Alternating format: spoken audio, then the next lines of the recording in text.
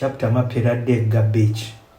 Nyowere owacho bong Jacob, ai malo kadhi malo bongi Bethel, nyo ibedi koro, bende time koro kamim bong were monyothere bongin sano itieko ng'wecho wuok ifwang' pa Esau omin perin. Onyo Jacob owacho bong jot pere, kod bong jije maido tiegigo, kwanyo wuok owerin magir matie die win, bende bedi win sano wilony, bende loki nanga mowin.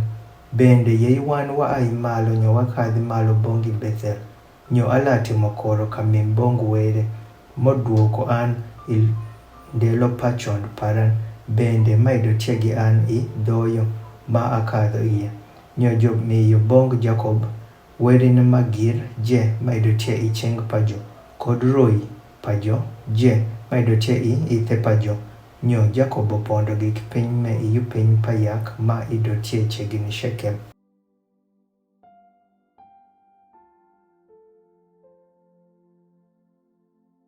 Nyo jokadhe duak pajo, nyo lot pa were obino kuom siteje matie suori jo. Nyo site no koryomo wod pa Jacob. Ameno Jacob obino bongi Luz matie I lowo ma Kanan.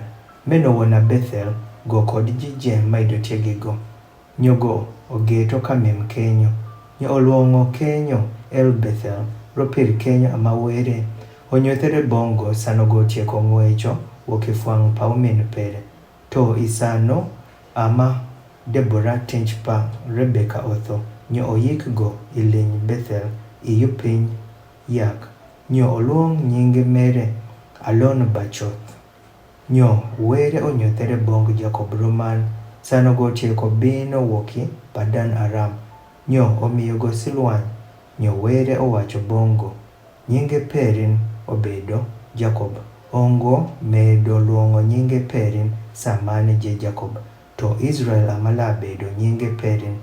Nyogo oluongo nyinge pere Israel.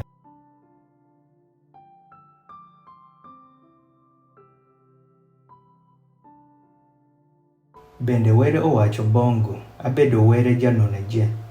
Yoni bende uni, nath kod jwech pa nathe, kidho woki in, bende rothe labi no woki kosperin, bende lowo ma atieko miyo bong Abraham kod Isaac, bong in ama alamiyo lowo no, bende bong disperin malo in, ama alamiyo lowo no. Nyowere okadho malo wuok go ikamago oluwo gigo. Nyo Jacob okito pila ikamago oluwo gigo. Won pila patele, bende go ooyo amiya mimadho kuome, bende go ooyo tum kuome. Nyo Jacob oluongo nyinge pathuno ikama were oluwo gigo Bethel. Nyo jo kadho iduak pajo wuoki Bethel. Nyo ido nitie to adech dhoyo ni jotundi I Efrath. Nyo recho otunyo. Nyogo olimo nyuowo matek.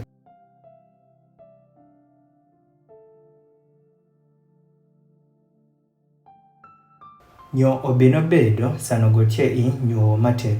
Ni buom owacho bongo, we luoro ilalimo wod me bende. Nyo bino bedo sano zopere kidho kadho. Ropir go otho. Ni go oluongo nyinge pere Ben Oni. To ba pere oluongo go Benjamin. Nyo recho otho, nyo yik go I dhoyo makidho bong I Efrath matie I Bethlehem. Nyo Jacob okito pila kuom kayik pere, meno apila pa kayik pa recho tondo kononi. Nyo Israel oduako, bende oheyo dar pere iroi tawa matie I Eda. Nyo bino bedo sano Israel bedo ilowono ni Ruben okadho, nyo onino gi Bilha bong pa ba pere.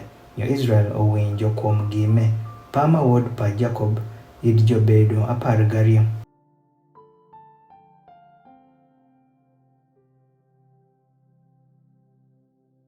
Wod pa Leah, Ruben janyuak pa Jacob, kod Simeon kod Levi kod Juda kod Isaka kod Zebulan. Wod pa Recho, Joseph kod Benjamin.